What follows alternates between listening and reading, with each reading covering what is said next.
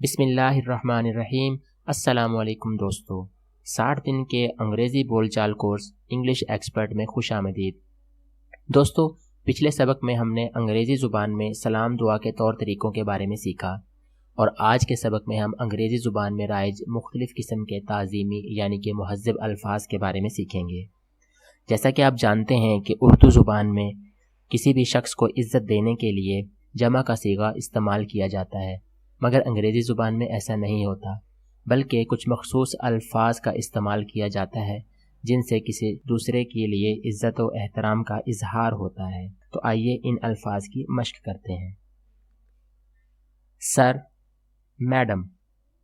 سر کا لفظ جناب کے لیے استعمال ہوتا ہے اور یہ مردوں کے لیے مخصوص ہے، جبکہ میڈم کا لفظ خواتین کے لیے استعمال ہوتا ہے جس کے معنی ہے جنابہ۔ گریٹفل، ممنون، مشکور، احسان مند۔ تھینکفل، شکر گزار۔ ایز یو پلیز یا ایز یو لائک اٹ دونوں کے ایک جیسا ہی معنی ہے، یعنی کہ جیسا آپ چاہیں یا جیسا آپ پسند کریں۔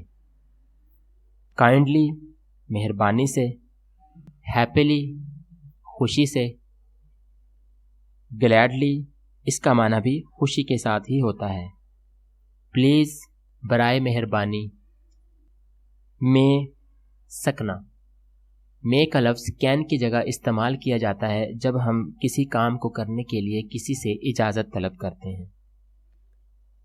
یاد رہے کہ جب بھی آپ کسی سے کچھ پوچھیں یا کسی سے کوئی چیز لینا چاہیں تو ہمیشہ کائنڈلی یا پلیز کا استعمال کریں۔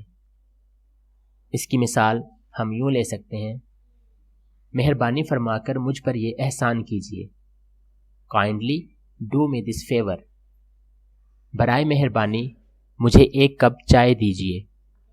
Please bring me a cup of tea. آپ کافی رحم دل ہیں۔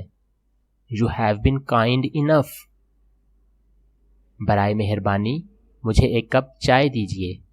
Please bring me a cup of tea. برائے مہربانی مجھے وقت بتلائیں۔ Please tell me the time. اسی طرح جب ہمیں کسی کی احسان مندی کا اظہار کرنا مقصود ہو تو مندرجہ ذیل الفاظ کا استعمال کرنا چاہیے: grateful, really grateful, very grateful, thankful.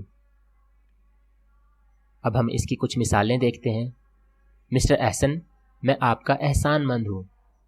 Mister Ahsan, I am grateful to you. Mrs Ashar, میں آپ کا شکر گزار ہوں۔ Mrs Ashar, I am thankful to you. اسی طرح اگر آپ کو کوئی دوسرا شخص کچھ دینا چاہے یا آپ کی کچھ مدد کرنا چاہے اور آپ انکار کرنا چاہیں تو ان جملوں کا استعمال کریں: یہ ضروری نہیں ہے، اٹ از ناٹ نیسیسری۔ اس کی ضرورت نہیں ہے، نو مینشن پلیز۔ آپ اس کی فکر نہ کریں، یو نیڈ ناٹ وری۔ آپ کو زحمت کرنے کی ضرورت نہیں ہے، یو نیڈ ناٹ بادر۔ اب ہم انگریزی میں رائج کچھ مزید مہذب الفاظ کے بارے میں سیکھتے ہیں۔ شکریہ، اس کے لیے ہم انگریزی میں تھینکس کا لفظ استعمال کرتے ہیں۔ دکھ، سوری۔ افسوس، ریگریٹ۔ شکر گزار، اوبلائج۔ اور مے کے بارے میں جیسا ہم پہلے بھی پڑھ چکے ہیں کہ جب ہم کسی سے کچھ اجازت طلب کرنا چاہیں تو ہم کین کی جگہ مے کا استعمال کرتے ہیں۔ اب ہم ان الفاظ کی کچھ مثالیں بھی دیکھتے ہیں۔ سب سے پہلے اوبلائج کا استعمال: مسٹر عثمان، میں آپ کے لیے یہ کام کروں گا۔ Mister Usman, I will do this work for you. Mister Ali, میں آپ کا شکر گزار ہوں گا۔